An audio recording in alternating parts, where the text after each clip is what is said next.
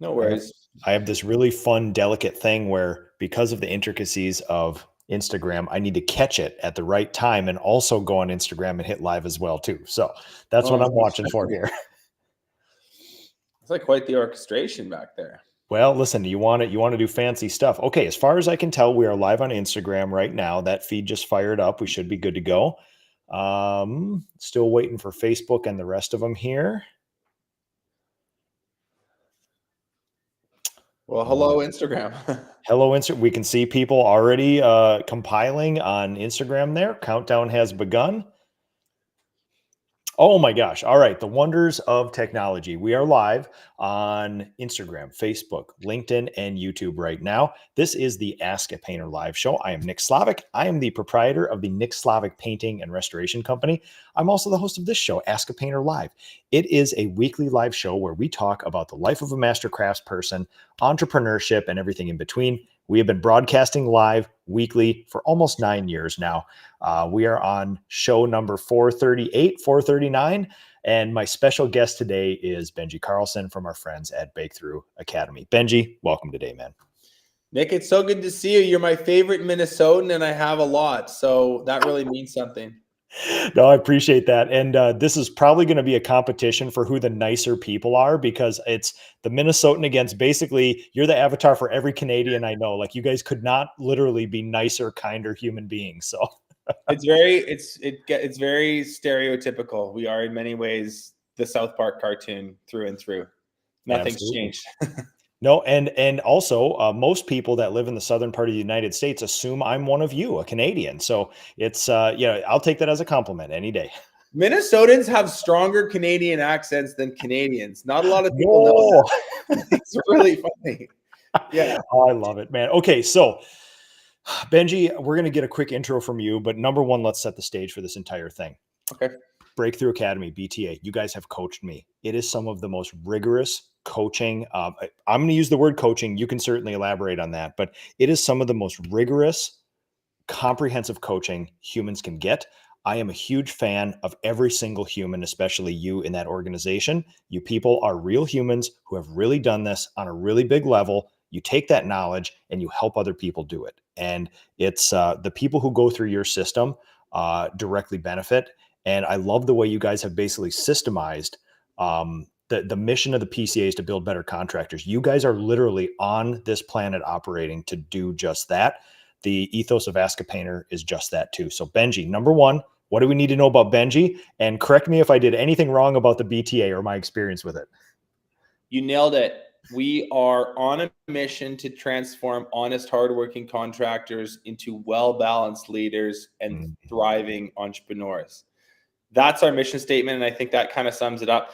The way that we do that is by implementing a business system. That business system we call the contractor growth method. It has 6 parts. I'm sure we'll get into it later if you want, but that is the gist of what we do. We think that there's a way better way to run a painting or roofing or landscaping business, and we have a team of coaches. We've got a bit of a framework and a whole bunch of content that we've built that makes implementing that a little bit faster.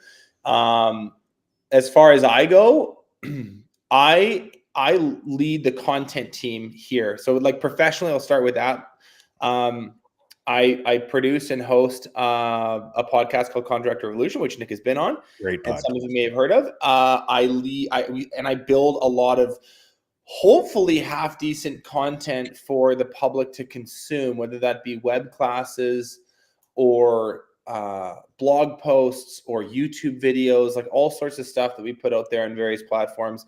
That's all designed for contractors grow kind of between $1 and $10 million a year who want to scale using systems. So that's me professionally. And then personally, overland motorcycle rider, amateur foodie, consumer of weird underground dance music, and sailing enthusiast. Those would be my 4 bullet points. That's a hell of a life, my friend.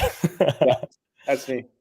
All right. So let's, man, we have so many mutual missions, mutual goals, things that give us energy about this industry and the people in it. let's start with events here. There's a whole bunch of PCA events. You guys put on your own events. What's coming up on your guys' calendar? I want to talk about some PCA events, but how about you guys? Anything coming up in the near future? I'm headed to Austin on Wednesday for the remainder of that week. It's actually so cool. So he's not a painting figure necessarily, but it's sort of a cross genre guy. He is his name's Matt Reisinger, and he runs you may have heard of him. He's got a huge YouTube following. And he's built this really, really cool, would you call it a platform or a content site? So he basically created like the YouTube channel for construction nerds. And it was all very like builder's science focused stuff. Like, hey, we're building a house with this super bizarre cork siding. Let's learn how they do it. That type of thing. And he just killed it there so much that he created this other thing called The Build Show. And he has all these content contributors to The Build Show, of which we are one, that is basically, think of like a Netflix style site where you get served a bunch of different options and there's new stuff every day to learn about like the very, very technical facets of high performance construction. And so he is hosting his first ever live event called The Build Show Live in Austin. And we're going to that on Wednesday, and I'll be back on Sunday. And then and I think that's it for the year. We've got your guys' thing in Feb. I can't remember the exact date. Yep. And I'm sure, because someone else books this stuff for me, I'm sure I'm forgetting one or two, but those are the main things kind of on the docket right now. And I'm really looking forward to them. Absolutely, man. Yeah. So we, one of our ancillary events, the PCA Commercial Conference, is coming up in a couple of weeks down in Arizona. And then it is our Super Bowl, the PCA Expo in February, Colorado Springs. You guys always have a big presence there. You tend to speak, host some breakouts, have a trade show booth. And when you guys show up in force, and there's tons of energy, which is just awesome. You can see people just like get excited about what we do when they come around you guys. So thank you for being big supporters of that as well. PCA is the best. I love the PCA. I mean, I hate going to events, but I like good ones, and the PCA does a good one. Well, I can't wait to hear about the Matt Reisinger's event, because this comes from a guy who's been following him for a lot of years online. Like, I love his energy. I love his innovation. And you know, if we want to talk about like getting the next generation into the trades, you couldn't find a better sort of spokesperson and rabble rouser than a guy like him. So he's the best. I can't say enough good things about him. I've been very fortunate to get to hang out with him in person a bunch too over the last couple of years. Our paths have crossed. We've done some content together, and you know, there's like a lot of people in whatever you want to call it, the modern thoughtsphere, where people have podcasts and YouTube channels and live streams like this, where you meet them in person and you're kind of like disappointed. You're like, this is like not the same guy. Yep. Like Matt Reisinger is like the exact same guy sitting in the trucks next to you as he is in his videos. And I just can't say enough good things about him. What he's built in terms of the team around him. I mean, a lot of people don't know this. He also is sort of a passive owner in his original like custom home building company in Austin. It's like a big, like pretty high-end custom home builder. And then he also has this entire media group that he's building to do the Build Show Live. So he's just like a case study in exceptionally good team building and surrounding yourself with the right people and what's possible through that. And anyway, I'm excited to see him. I'm excited to see all the contributors. I'm excited to get some barbecue. We'll probably go to the mothership. Yes. Yeah. You run into Donald Trump or Kamala Harris when you're down there too for Joe Rogan's interview. You never know. No, man. Listen, I'm just a little Canadian. I think we're there for the election. So my friends are like, run for cover.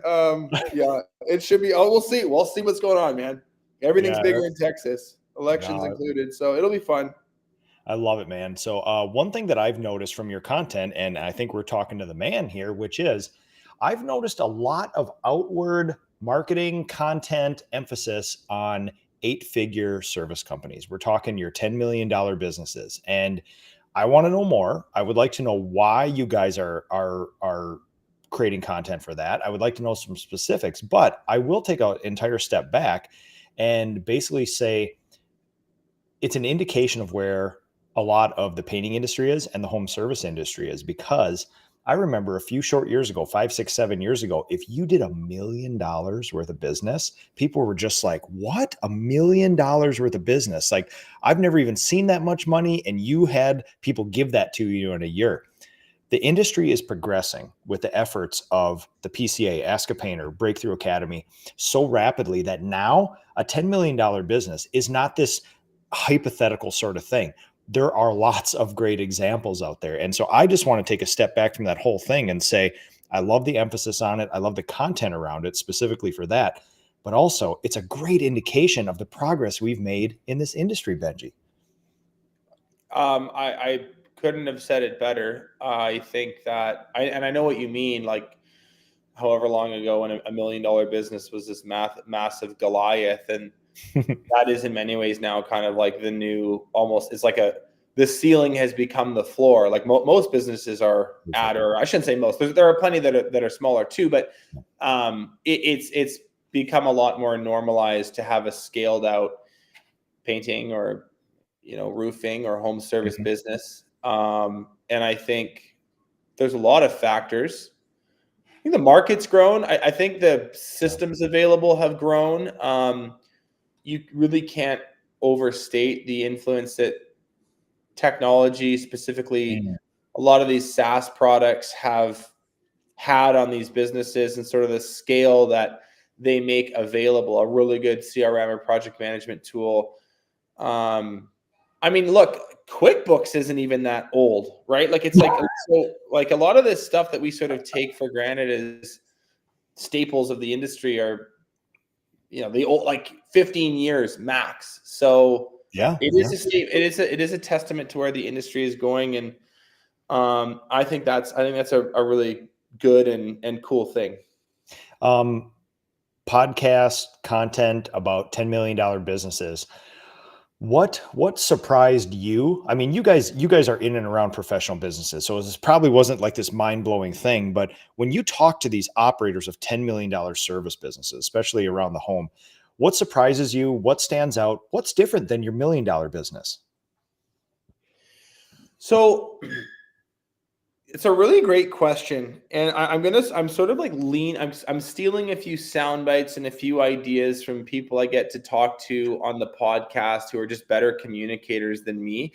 This pattern that I'm going to like explain to you is something that we've observed and documented and built systems for in Breakthrough Academy. But I've just been really lucky to have a few people on the pod lately who have given me a more nuanced understanding of this, which I think I'll share here. So like, let's take like 1 million versus 10 million. Like when you're between 0 and $1 million, your entire core focus needs to be on what like a banker or an economist or like a private equity guy would call unit economics. And that basically is a fancy way of saying figuring out the profit center in your own business. So in Nick Slavic Painting and Restoration, did I say that right? Yes, you did. I don't want to be like Nick Slavic Restoration and Painting. You guys at a certain point would have figured out, you're like, okay, what jobs make money? Yeah. Like, do we like doing wall coverings? Do we dabble in drywall? Do we start doing this? Do we start doing that? And any business is going to have this really exploratory phase where you're kind of doing a bit of everything, but 70% of it doesn't work. And if you're smart, you start job costing and you start to see, man, most of these projects are crap. Yep. And I can't, you need to sort of like you do need to go through that. I don't actually really think you can skip that step. No. But from 0 to 1, you're just really focused on finding a profit center. And by that, I mean, if I'm a painter, it's like, hey, we're really, really great at like big repaints in the summer and big interior repaints in the winter. And then our shoulder season, we kind of dabble in new construction, but we only do it for builders that we like because they pay on time and they pay the right amount. And like that model, like we can sell those projects and produce those projects for more than it costs us to go do them. Yes. And therefore there's a profit center there. And so now in reality, a lot of business owners, I'm saying what you should be doing. A lot of business owners would think if there's 0 to 1 million phase, it's just kind of a crapshoot. And it is. There's a lot of driving around in a truck with stuff flying out the back. I get all that. But like what you should be thinking about is like, does this business have unit economics that make sense? Does it have a profit center that we can make work? And that's incredibly important math to do and calculus to figure out for oneself. Because I heard this said the other day, I think it's so profound. I love these simple statements. This private equity guy named Adam Coffey came in the pod, and he's like, before you can run a big business, you have to run a small one. And I was like, yeah, but people try and skip that step all the time. They're like, I'll figure out how to be profitable later. Once I get big, then we'll make money. No, he's like, no, like you figure out that profit center from 0 to 1. So that's really what you're focused on there. Now, from 1 to 10, really what you're doing is Elon Musk talks about this in his book, which, by the way, love him or hate him, the new biography on him by Walter Isaacson is the best book I've read in 10 years. Oh, nice, man. It's incredible. Audiobook it on Spotify. It's so good.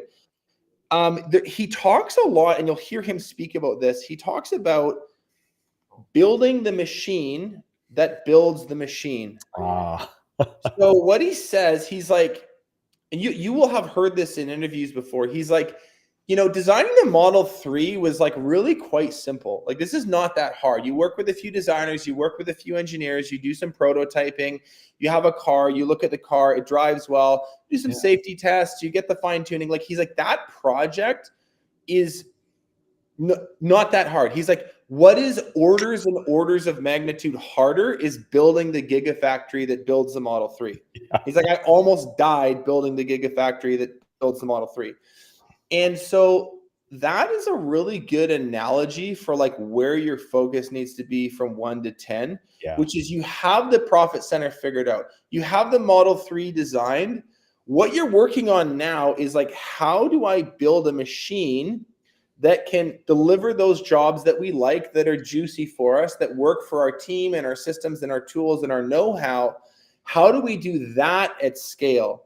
And so I'm kind of speaking in like high level platitudes. We can dig into more specific details if you want, but just to answer your question, like what's the difference between 1 and 10? The $10 million contractor has built a machine that builds the machine. And that's usually what they've spent the last 5 to 7 to 10 years working on. And it's not easy. It's not like it's a cakewalk. At that point, you're dealing with more complex problems, but you do have kind of a thing here that works.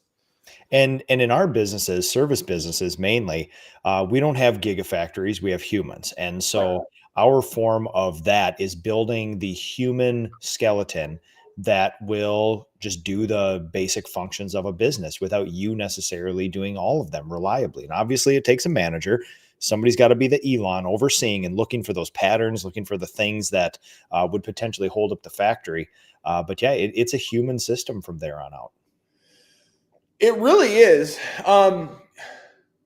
There's another kind of like interesting Elon wrinkle on that whole thing. I'll just because I just read the book. It's all very fresh. Yeah. There's actually a whole bunch of times in his journey where he's this is like kind of a +1 for team humans.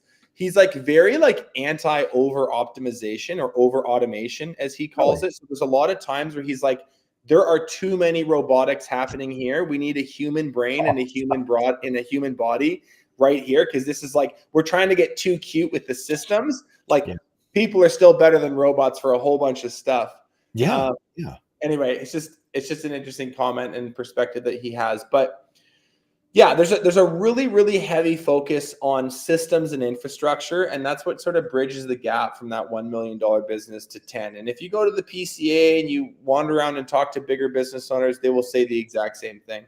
You're right. It's a through line, and this isn't just painting businesses or home service industries. This is just a business principle. Like banks don't run like a $1 million business. They have large systems in place. And in fact, there's almost no single location bank. They have gone past even just a large business multiple large businesses, regional, worldwide large businesses, things like that. So I think having said all this, when we talk about $1 million and $10 million businesses, those are still considered micro businesses. Like when you look at the landscape of business in the US, you find, we always talk about the big ones, right? Those are actually a very small amount. The actual number of businesses in the US and Canada, I mean, there's a whole bunch, 96%, give or take, of all businesses are less than $1 million. But the ones that are in that 4 to 5 to 6% do a lot of economic benefits for the entire thing, the job creators, the taxpayers, and everything else. So it's kind of like the number versus the amount of impact are always very different. And that just tells you how hard it is to get past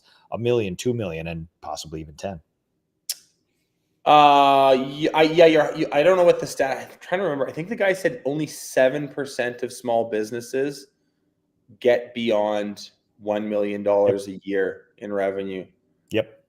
Yeah, I mean, it's great. You're right about like the big bit. Like anything under $500 million, $500 million is still considered small business. Small business. I know, it's crazy. Yeah, Crazy. it's like if you knew somebody who had one of those businesses, you're like, he's a magnate. He's got and meanwhile, it's a small business. No, it's still small business. Yeah, it's crazy. All right. I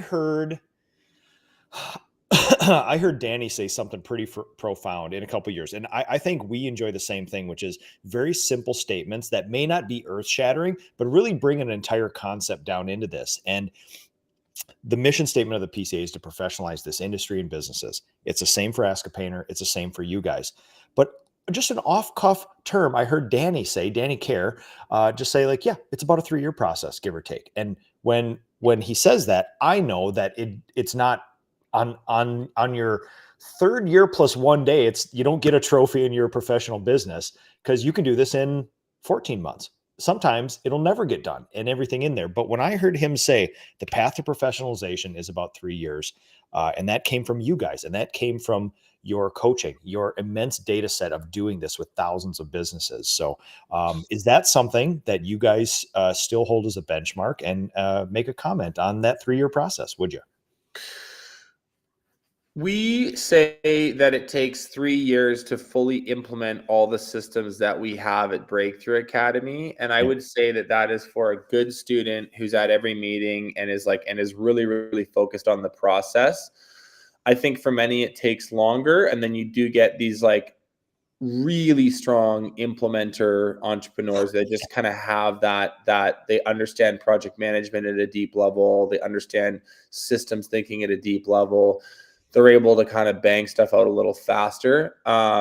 So we would say 3. If you're in Breakthrough Academy for 3 years, at the end of 3 years, you're gonna have a really nice, well systemized business that is something that you can take some time away from. That if you've grown, and not everyone chooses to do that, but if you've grown to a stage where you can afford a leadership team, a sales leader, a production leader, an office manager that's really overseeing the administrative component of your business, you have a lot more, you have layers of insulation between you and the day-to-day, as they say, the jobs that are happening that day. So I think 3 years is a good heuristic. I don't think it's an airtight promise as much as our website makes it seem. And I'm just being honest. Like I think that there's some variance between that. But what the comment I would make, the more philosophical comment I would make on this is that people, and everyone's heard this, but people overestimate what they can do in a year and they underestimate what they can do in a decade. I think that there's a corollary when it comes to business building, which is like, people don't fully get until they start. It's a lot like investing, the power of compounding returns. Mm-hmm. And you do get, like, one system makes the second system easier to get in place. And then now that you have 2, the third kind of becomes a bit of an addition. And then, okay, now we have like the nucleus of a cell. And then like everything that there is such a thing as like implementation momentum. And we literally call it that. And if you've been in business, you can feel that. I'm not sure how you measure it in your CRM, but there's like there's like a tempo and a cadence to implementation and the working on your business part of it that begins to happen. And that actually almost in a way starts to carry you. And so what's the practical takeaway here? Just start, because the sooner you get one thing in place, the sooner you can move on to the second. And like it's sort of just like something coming out of like these abstract kaleidoscopic shapes to like an actual form that you can see. And then it's like, okay, it's like a drawing. You're like, okay, well, the drawing is missing an arm. We better draw an arm. Okay, well, the arm needs a hand. We better do the hand. Oh, there's another, like, it all just gets very obvious. And I think the sooner you can start the journey towards order and out of chaos, let's say it's like those compound graphs. You're like 5 years, the person you will be 5 years from now will be really, really glad that you started when you did, because had you waited another 2 years, you'd be nowhere, not even close to where you are right now. So you're not 2 years closer at that point. Exactly. It's the curve gets steeper. So that's, I don't know. Those are my thoughts on the timeline part of it. So perfect. And I was going to make a comment, but Olympic Painting LLC from Instagram beat me to it. He said, Nick, how long did it take you to professionalize your business? And about 3 years. And what's really interesting is your guys' experience. And this is why I love you guys, because you actually do this. You capture a lot of data, you constantly improve, and you share that data with other people too. And everybody knows I'm a big fan of you guys and those type of people. So what it was, my experience with professionalization was coming out of the woods, realizing that I needed to do this, trying a bunch of stuff on my own. It's just a lot of like, it's easy. I could make SOPs, no problem. I could make job descriptions, not a big deal. But you realize there's a series of tasks that you need to do that. And we always think about the SOPs, the job descriptions, the employee manual.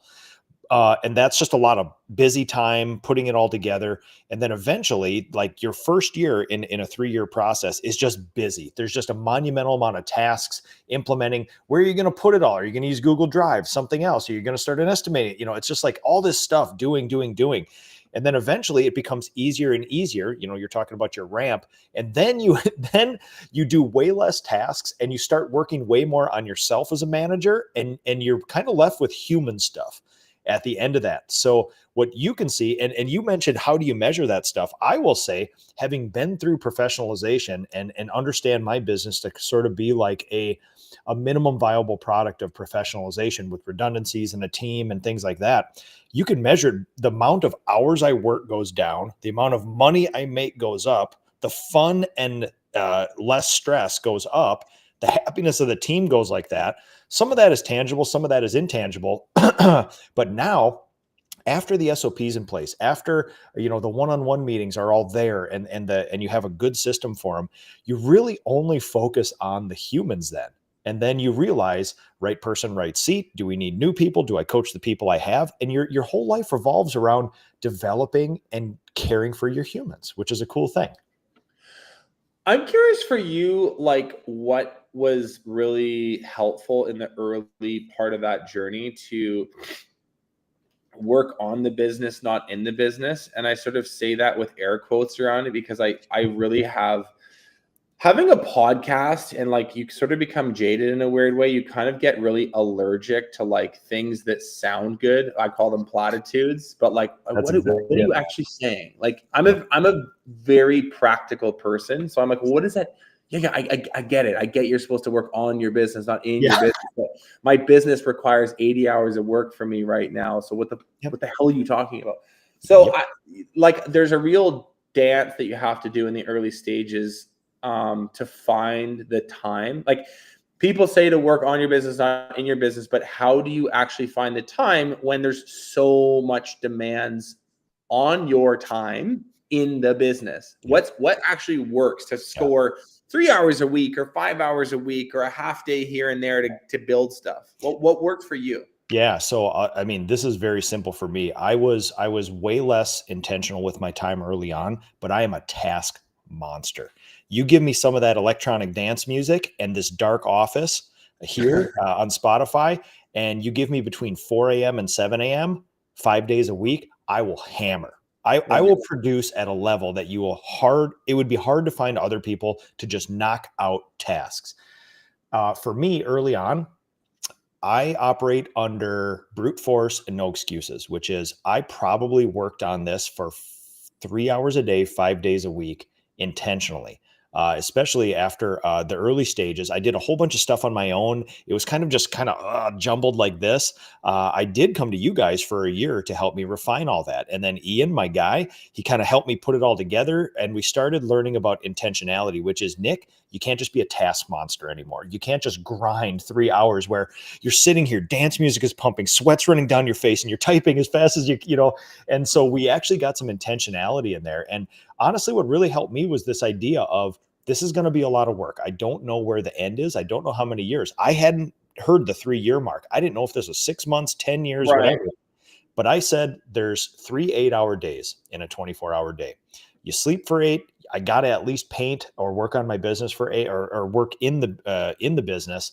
And then I had another 8-hour day that I had to kind of split between family and that. So I would give it 3 to 4 hours a day of, that third 8. I don't play video games. I don't watch sports. I didn't go out to bars with my friends. I literally 4 hours with family, 4 hours of business every single day of the week, and just hammered. And then eventually people like you guys caught me and gave me some intentionality to make sure I made it through instead of just hammering tasks. Yeah, that's really good. I think people underestimate you use the word brute force. Like, I think people underestimate the brute force required to build systems. Like, Yep. it is, a lot of people get that, like, running a paint crew or, doing a large commercial project or an HOA on a tight deadline, like, people understand that requires brute force. Creating something out of nothing and working on systems requires that same brute force. You're just doing it at a computer, not like with a ladder and a brush, but it's fundamentally the same part of your being that needs to be plugged into that. And well, we go back to that we see a lot stat. of people that think it's like listening to ebooks is going to do it. It's like, that's cute entertainment before bed. You actually have to do the thing that they said in the podcast. Benji, listen, you say so many things that align with my experience with this stuff, which is I am famous for reading 2 books in the last 5 years, but I have implemented every single thing from those 2 books, and it's been instrumental to my stuff. I don't crush books. I don't sit on the beach and just crush 10 novels on a weekend. And I always, that stat that we talked about, 7% of businesses will produce $1 million of revenue a year. That tells you how hard it is. And that tells you how few people can actually just do the work to get there. And yes, you can go to BTA, you can do all that, but you guys will say, we're not doing this stuff for you. We're not operating your business. These are things that you're here to guide, to give resources, to coach, but this stuff still has to be done by a human that's willing to invest. And if you think you're going to go from I'm a single painter to a $3 million company and work 40 hours a week, I would argue you are completely wrong and delusional. That is not the way. So I invested 3 to 4 hours a day, 5 days a week, at least. We could be talking somewhere between 500 and 1,000 hours a year, give or take, that I invested of my own time to do that. Now, in the end, it depends how you, value your time. But if it's $50 to $100 an hour, it could cost you $50,000 to $100,000 to professionalize your business. And I honestly think when you put it that way, if you could professionalize your business and hand over $75,000 to somebody, I think a lot of people would do that, honestly. Or you just have to understand that that's your investment. You're investing $75,000 to $100,000 into this company in order to even have the chance to have you not be chained to it for the rest of your life. Yeah, but that whatever dollar figure you decide it is fun. It has to be sweat equity. 100%. This whole idea that you can hire a really good business manager or someone that's good with spreadsheets or an MBA to come in and systemize your business for you. I'm not saying that there's no way to do it. I'm just saying I've looked at 1,500 businesses and I've not yet seen it once. So I'm just going off of my sample size. I don't think that works. And it's a very, gotta be careful with my words. Like I was gonna say, it's a very naive thing. It's not naive. Sort of has this. It's not the right Negative tone. It's just like connotation. you're just young. You're just kind of still junior. You haven't realized yet, like Yep. the impetus on you building your own business. You can delegate sections of it. You can involve your team in it, but the idea that you're going to hand off the systemizing of your own business to someone else because they're good at admin and you just like selling to customers is delusional. We've So seen, you've seen it in tons and tons of businesses. I've seen it in tons of businesses. And I truly believe that if you want to be a manager or a leader of a big company, those initial years where you're doing the stuff when it's part of your DNA is foundational to your education as a leader. Because most of us are not fully formed leaders of people or leaders of companies. So, like you said, you got to run the small business before you run the big business. And it's that time in there. And I would never trade my years, my 3 years of going through the trenches, that painful, sometimes pessimistic time of doing these things, trying, failing, and retrying. It is so foundational to my business now that we would not be where we are without that time. I've been playing around with this. I don't know if this idea it makes sense in my brain. So let me just see if this Oh. works. Maybe someone in the chat can let us know if this is like a totally half-baked idea or not. Did you play with Legos as a kid?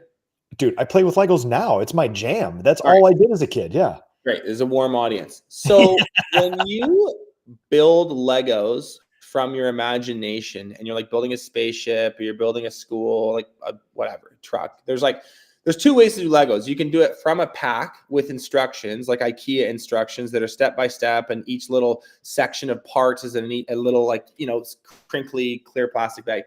So you can build it from like a pack and like follow the steps, or you can build it from imagination. Now, where this gets interesting is like if you have your let's say Star Wars starship that you built from a pack on one shelf, and then this like cool fire truck that you built from your imagination on another shelf, and your little brother comes in and knocks both of them over, just smashes them both to pieces. Which one can you rebuild? You can only rebuild the one that you made from imagination. If you lost the instructions for the Star Wars ship, you are SOL. And I think that there's an important lesson there about business. Like, you have to be there understanding the constituent parts, like on a molecular level and how they all interact, because people will leave and you'll have to know how they do what they do. Parts will break. You'll have to know how they fix them. Yep. Somebody else comes in and like you hire some consultant and they build it all for you and they say, here's your business. And you're like, well, I don't really get how it works. Yeah. Second that thing breaks, you're totally screwed. And I just think that's like, I don't know. I don't think I need to like keep selling people on this idea, but if they do, think about the Lego analogy. Yeah. I think it works. I love that implicitly, and we've seen that all the time. And I'm a big consumer of business podcasts and economic podcasts, and it's so interesting to juxtapose some of the content from our industry, not from you or I, but elsewhere, where you have somebody who started a painting business, has 3 to 5 employees, and they're already talking about, well, we got to start making SOPs. So I need a company to do that for me. Meanwhile, when we listen to like business podcasts from outside of the industry, there's people growing $80, $90 million companies where literally they are in there every day, checking in with everybody, checking everything, being the proof, things like that. You talked about Elon Musk. He's sitting there sleeping on the dang floor of that thing. So I think there's a big disconnect between, it's okay to have the goal of not working in the business, maybe even being passive, but I think we need to be realistic about the realities in the world out there. If you want to grow a very large business, a $10 million business, you're going to need to yoke up and get in that thing, because it is not just a slam dunk that you're going to pay other people or have other people solve this for you at all. My listeners know that I rag on him a lot, but I genuinely think that Tim Ferriss, despite his best efforts, like did damage to the business mindset for like a decade plus when he wrote the 4-Hour Workweek. And I know that this isn't what he meant, but like it's the title that he went with, and then kind of like the overall thesis of the book is like, get really efficient and hire EAs in the Philippines, and you can have a 4-hour work week. And it's just, it's not reality, and it's certainly not reality in the trades. Again, like I'm just going off of, I'm not saying it's impossible. I'm just going off of my sample size. Like the people at the top of their game are like heavily involved with their business. In it. Now, it doesn't mean that they don't go and do a 6-week powder trip in Japan in the winter because like that was their lifelong dream. But like the rest of the time, as Elon calls it, they are going hardcore. Like it's not this like I'm just going to do a couple emails and I've systemized it so well that it doesn't need me. It's like, no, you've systemized it so well that it can operate at this scale. But now that it's at this scale, it still just needs you. And I think I don't know. I mean, that's just a hot take on the Tim Ferriss thing. I think that people. I think that delusion is a really bad thing, and living in reality is a really good thing. And this modern social media based, algorithm based world that we live in, that is an increase. There's a lot of people who are not in reality the same way they used to. So I think, look, if you've chosen to build a business, like that's the path you chose. And if you don't like that, then get off it. But that's just, I don't know. That's my take on it.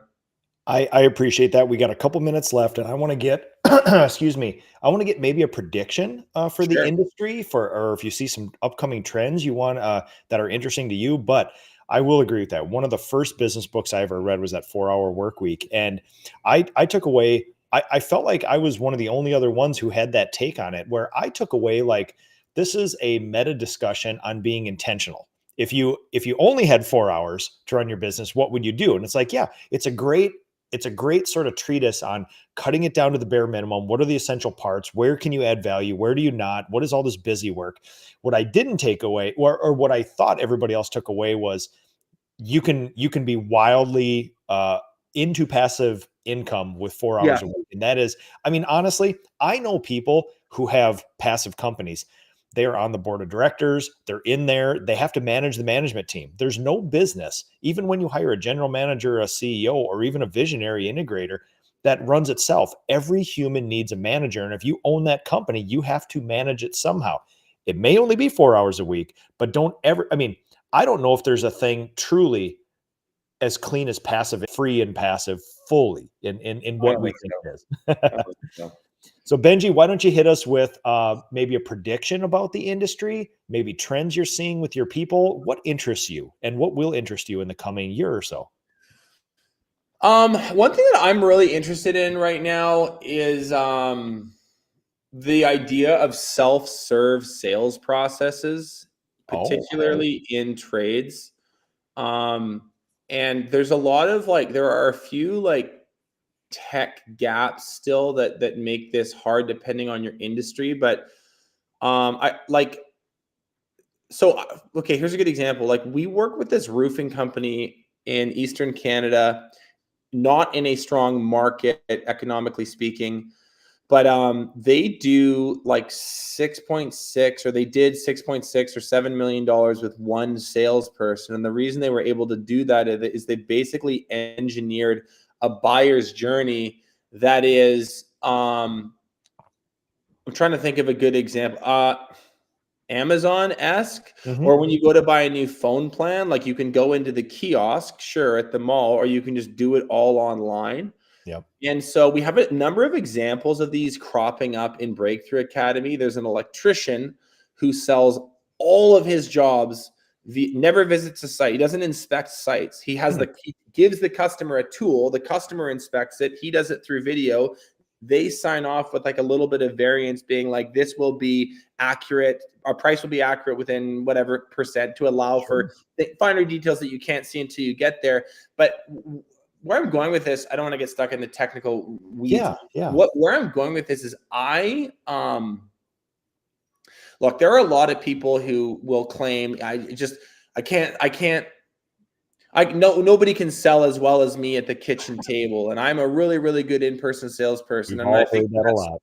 I think that that's noble, and I'm that person too. And I get that. I just don't see that model of like somebody needs a paint job. They're going to call the paint company. they're not open. So they have to call back the next day to get a phone call to schedule an appointment where someone's going to come out and they're going to be there for an hour and a half looking at the project and giving them a price. And then theoretically, they need to get 3 prices. So they're doing that 3 times. Like, in what world 10 years from now are homeowners agreeing to that when they need to get home services done?